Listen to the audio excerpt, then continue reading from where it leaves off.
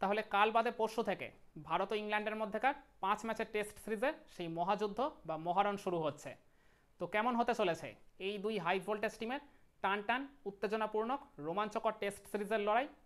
তার আগে শক্তিমত্তা পরিসংখ্যানগত দিক থেকে কোন দলের অবস্থান ঠিক কোথায়, কিংবা এই দুই দলের হেড টু হেড স্ট্যাটিস্টিক্সে কোন টিম ঠিক কোথায় এগিয়ে বা কোথায় পিছিয়ে রয়েছে, চলুন সেই যাবতীয় সব কিছু নিয়ে আজকের এই ভিডিওয়ে এই মার্কি টেস্ট সিরিজ শুরুর আগে ডিসকাস করা যাক। ভারত ও ইংল্যান্ড এখনও পর্যন্ত মোট 136টা টেস্ট ম্যাচে মুখোমুখি হয়েছে, তার মধ্যে ভারত জয় পেয়েছে 35টা টেস্টে, অপরদিকে ইংল্যান্ড 51টা টেস্টে জয় পেয়েছে আর 50টা টেস্ট ম্যাচ ড্র হয়েছে। ভারত যে 35টা টেস্ট জিতেছে তার মধ্যে তারা 26টা টেস্ট ম্যাচ তাদের হোম সয়েলে মানে ভারতের মাটিতে জয় পেয়েছে, অপরদিকে ইংল্যান্ড যে 51টা টেস্ট জিতেছে তার মধ্যে তারা 36টা টেস্ট ম্যাচ তাদের হোম সয়েলে মানে ইংল্যান্ডের মাটিতে জয় পেয়েছে।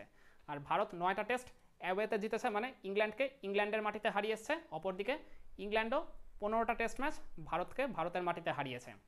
আর এই দুই দল এখনও পর্যন্ত মোট 34টা টেস্ট সিরিজে পরস্পরের মুখোমুখি হয়েছে, তার মধ্যে ভারত 12টা সিরিজে জয় পেয়েছে, ইংল্যান্ড 17টা সিরিজে জয় পেয়েছে আর 5টা সিরিজ ড্র হয়েছে।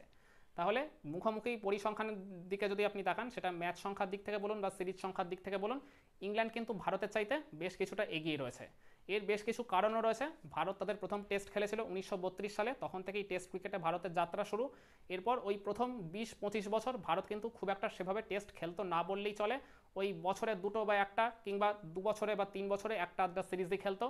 আর তার উপর তখন ভারতের টিমটা যেহেতু একদমই নতুন, সেই কারণে মানে দলটা অনেকটাই দুর্বল ছিল। আর ভারত শুরুর দিকে কিন্তু ওই ইংল্যান্ডের এগেনস্টেই বেশি খেলতো।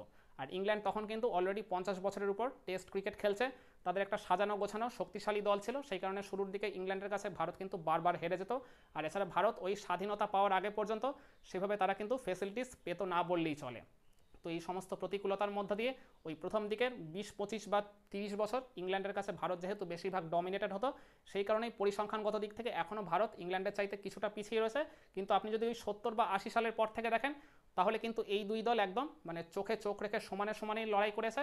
আর 2000 সালের পর থেকে যদি আপনি কাউন্ট করে দেখেন, তাহলে কিন্তু বেশিরভাগ ক্ষেত্রে ভারতই ইংল্যান্ডের উপর ডমিনেট করেছে, সেটা টেস্ট ক্রিকেটে তো বটেই, ইভেন যে কোনো ফরম্যাটের ক্রিকেটে।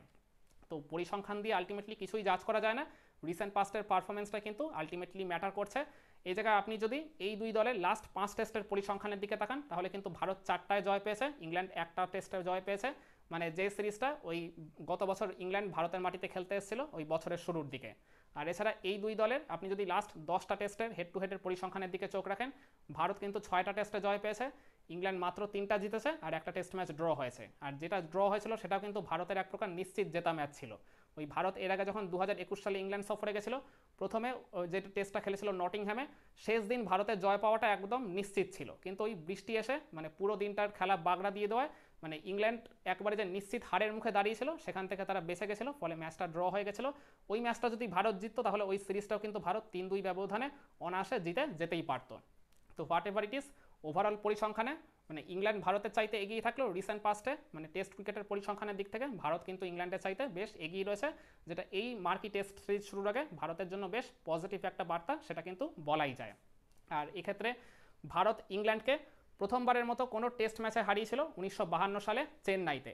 একটা মানে ওই 5 ম্যাচের টেস্ট সিরিজ ছিল, প্রথম 3টা টেস্ট ড্র হওয়ার পর চতুর্থ টেস্টে ওই কলকাতায় ইংল্যান্ড ভারতকে হারিয়ে দিয়েছিল। কিন্তু সিরিজের একদম লাস্ট টেস্টে মানে ভারত আবার ইংল্যান্ডকে ইনিংস ব্যবধানে আর সাথে 8 রানের মার্জিনে মানে হারিয়ে দিয়েছিল। মানে ইংল্যান্ডের এগেনস্টে ভারতের ওটাই হচ্ছে প্রথম সাফল্য। তো যার ফলে ওই শুধু মানে ম্যাচটাই ইংল্যান্ডের এগেনস্টে ভারত জেতেনি, সাথে ওই টেস্ট সিরিজটাও ভারত 1-1 ব্যবধানে ড্র করেছিল। আর এছাড়া ভারত ইংল্যান্ডকে প্রথমবারের মতো টেস্ট সিরিজে হারিয়েছিল 1961-62 একটা সিরিজে, যেখানে ইংল্যান্ড ভারতে খেলতে এসেছিল। 5 ম্যাচের সিরিজ ছিল, প্রথম 3টা টেস্ট ড্র হওয়ার পর লাস্ট 2টা টেস্ট ওই কলকাতার চেন্নাইতে ভারত ইংল্যান্ডকে একবারে ডমিনেট করে হারিয়ে দিয়েছিল, যার ফলে 5 ম্যাচের টেস্ট সিরিজ 2-0 ব্যবধানে ভারত জয় পেয়েছিল। মানে ইংল্যান্ডের এগেনস্টে ওটাই ভারতের প্রথম টেস্ট সিরিজ জয়। আর এছাড়া ভারত ইংল্যান্ডের মাটিতে প্রথমবার কোনো টেস্ট ম্যাচ জিতেছিল 1971 সালে।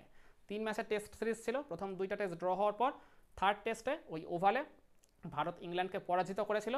তার ওই ম্যাচটা জয় পাওয়ার সাথে সাথে মানে ইংল্যান্ডের মাটিতে প্রথমবারের মতো ভারত টেস্ট ম্যাচও যেমন জিতেছিল, তেমনি ওই মানে সিরিজটাও কিন্তু ভারত জয় পেয়েছিল।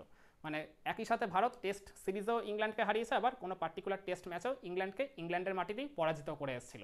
এইভাবেই ভারত ইংল্যান্ডের এগেনস্টে ধীরে ধীরে সাফল্য পাওয়া শুরু করেছিল। আর তারপর তো বললাম এই শতকে বা আপনি যদি লাস্ট ওই 25-30 বছরের কম্পারিজন দেখেন, তাহলে ভারতই কিন্তু ইংল্যান্ডের চাইতে পরিসংখ্যানগত দিক থেকে প্রায় এগিয়ে রয়েছে, সেটা কিন্তু বলাই বাহুল্য। আর এই পার্টিকুলার টেস্ট সিরিজে আমি মনে করি ভারতের ব্যাটিং ডিপার্টমেন্টটা ইংল্যান্ডের তুলনায় তুলনামূলক কিছুটা মানে দুর্বল বা একটু পিছিয়ে থাকবে, কারণ ইংল্যান্ডের যে ব্যাটিং লাইন আপ সেখানে কিন্তু অভিজ্ঞতাও যেমন রয়েছে, তারুণ্যও রয়েছে, মানে অভিজ্ঞতা তারুণ্যের একটা পারফেক্ট সংমিশ্রণ তারা বজায় রাখতে পেরেছে। আর অপরদিকে ভারতের এই ব্যাটিং লাইন আপে একমাত্র KL রাহুলই সিনিয়র ব্যাটার, যার দীর্ঘদিন ধরে খেলার অভিজ্ঞতা রয়েছে টেস্ট ক্রিকেটে, কিন্তু বাকি ব্যাটারদের অভিজ্ঞতা সেভাবে প্রায় নেই বললেই চলে। ইভেন ক্যাপ্টেনের অভিজ্ঞতাও কিন্তু মানে সেভাবে খুব একটা প্রায় নেই।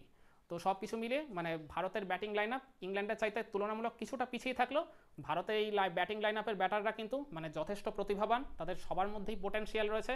নিজেদের দিনে তারা কিন্তু একার হাতেই ম্যাচের রং বদলে দেওয়ার মতো ক্ষমতা রাখেন, বা ওই জায়গায় মানে যে কোনো সময় তারা কিন্তু ম্যাচ উইনার হিসেবে উঠে আসতেই পারেন। আর এছাড়া আমি মনে করি দুই দলের পেস অ্যাটাকের দিকে যদি আমরা কম্পেয়ার করি, তাহলে ভারতের পেস অ্যাটাক কিন্তু আমি বলবো ইংল্যান্ডের চাইতে বেশ কিছুটা এগিয়ে থাকবে, কারণ ভারতের পেস বোলিং অ্যাটাকে আবার ওই অভিজ্ঞতাও রয়েছে, মানে মিডিওকার বোলাররাও রয়েছে, মানে যাদের খুব বেশি খেলার অভিজ্ঞতাও নেই, আবার একেবারে যে নতুন সেরকমও বলা যাবে না, আবার মানে একদম ফ্রেশ ব্লাড ইয়ং ব্লাডও রয়েছে। তো সব কিছু মিলিয়ে একটা পারফেক্ট ব্যালেন্স ভারতের সিলেক্টররা এই জায়গায় মেনটেন করতে পেরেছে। অপরদিকে ইংল্যান্ডের পেস বোলিং অ্যাটাকটা তুলনামূলক অনেকটাই অনভিজ্ঞ। একমাত্র ক্রিস ওকস তিনি পেস বোলিং অ্যাটাককে লিড করবেন, তিনি একটু আর কি সিনিয়র বোলার, কিন্তু বাদ বাকি যেসব বোলাররা তাদের লাইন আপে রয়েছে, যদিও ইংল্যান্ড এখনও 5 ম্যাচের ফুল টেস্ট স্কোয়াডটা ঘোষণা করেনি, শুধুমাত্র প্রথম টেস্টের স্কোয়াডটা ঘোষণা করেছে। তো যাই হোক, মানে সেখান থেকে তো একটা আন্দাজ করাই যায়, খুব একটা যে অদল বদল হবে না বাকি টেস্টগুলো সেটা তো বলাই বাহুল্য। তো সেই দিক থেকে কম্পেয়ার করে দেখলে ইংল্যান্ডের পেস বোলিং অ্যাটাক ভারতের চাইতে কিছুটা পিছিয়ে থাকবে, সেটা আপনাকে মানতেই হবে। আর অপরদিকে স্পিন অ্যাটাকের দিকেও যদি তাকান, সেক্ষেত্রেও কিন্তু ভারত ইংল্যান্ডের চাইতে বেশ অনেকটাই এগিয়ে থাকবে। রবীন্দ্র জাডেজা, ওয়াশিংটন সুন্দর, কুলদীপ যাদব, এই 3 প্রিমিয়াম স্পিনারের সামনে ইংল্যান্ডে যে স্পিনাররা রয়েছেন, মানে ইংল্যান্ডের লাইন আপে একজন মাত্রই আর কি মেন স্পিনার রয়েছেন, তিনি শোয়েব বাশির, তিনি একবারেই আর কি তরুণ। আর এছাড়া তাকে অ্যাসিস্ট করবেন ওই জো রুট আর জ্যাকব বেথেল। এর পরের টেস্টে হয়তো অন্য কোনো স্পিনারকে ইনক্লুড করলেও করতে পারে ইংল্যান্ড, কিন্তু যাই হোক মানে প্রথম টেস্টের স্কোয়াডের যদি আমি কম্পেয়ার করে দেখি, তাহলে ভারতের পেস বোলিং অ্যাটাক আর স্পিন বোলিং অ্যাটাক মানে ওভারঅল বোলিং ডিপার্টমেন্টটা ইংল্যান্ডের চাইতে বেশ অনেকটাই স্ট্রং, সেটা মানে আপনাকে আর কি কম্পেয়ার করে মানতেই হবে। আর এই সিরিজে ভারতের হয়ে যারা এক্স ফ্যাক্টর হয়ে উঠতে পারেন, বা যারা ওই একার হাতেই ম্যাচের রং বদলে দেওয়ার মতো ক্ষমতা রাখেন, তারা হলেন ওই ক্যাপ্টেন শুভমান গিল, KL রাহুল, যশস্বী জয়সওয়াল, শার্দুল ঠাকুর, রবীন্দ্র জাডেজা, জসপ্রীত বুমরা, মোহাম্মদ সিরাজ, করুণ নায়ার। ঋষভ পান্তকেও ডেফিনেটলি রাখতে পারতাম, কিন্তু তার রিসেন্ট পাস্টে যা ব্যাটিং ফর্মের অবস্থা, তাতে আমার তার উপর খুব একটা ভরসা নেই বললেই চলে। কিন্তু ঋষভ পান্ত যে কোনো সময় মানে তিনি তার বেস্ট টাচে বা বেস্ট শেপে ফিরে আসতেই পারেন, তো তিনিও কিন্তু একজন ম্যাচ উইনার হিসেবে উঠে আসতেই পারেন পরবর্তীতে। আর অপরদিকে ইংল্যান্ডের জন্য যারা এক্স ফ্যাক্টর বা ওই ম্যাচ উইনার হয়ে উঠতে পারেন, তারা হলেন Joe Root, captain Ben Stokes, Harry Brook, Ollie Pope, Ben Duckett, Chris Woakes, Jamie Smith, Jamie Overton. এদেরকে আমার মনে হয় আলটিমেটলি বাজির ঘোড়া, শুধুমাত্র প্রথম টেস্টের জন্য নয়, এই ওভারঅল এই 5 ম্যাচের ফুল টেস্ট সিরিজের জন্যই। তবে আমি মনে করি ইংল্যান্ড যেহেতু তাদের ঘরের মাঠে খেলছে, তো কন্ডিশন যেহেতু তাদের পক্ষে একবারে অনুকূলে, আর তারা ওই সুবিধাটা যেহেতু কাজে লাগাতে পারবে, সেই কারণে ইংল্যান্ডই ফেভারিট হিসেবে এই সিরিজটা শুরু করবে। কিন্তু ভারতকেও কোনোভাবে আমি পিছিয়ে রাখবো না। ভারতের ক্রিকেটাররা যদি তাদের বেস্ট আউটপুটটা ডেলিভার করতে পারে, তাহলে তারা কিন্তু যে কোনো সময় ম্যাচের রং বা সিরিজের রং বদলে দিলেও দিতে পারে। তো কি মনে হয় এবারের এই টেন্ডুলকার অ্যান্ডারসন ট্রফি, যেটা নতুন নামকরণ করা হয়েছে এই সিরিজে, এই পার্টিকুলার সিরিজে স্বাগতিক ইংল্যান্ড নাকি সফরকারী ভারত, কোন দলের সিরিজ জয় পাওয়ার সম্ভাবনা সবচেয়ে বেশি? কমেন্ট করে আপনার মতামতটা জানাতে পারেন।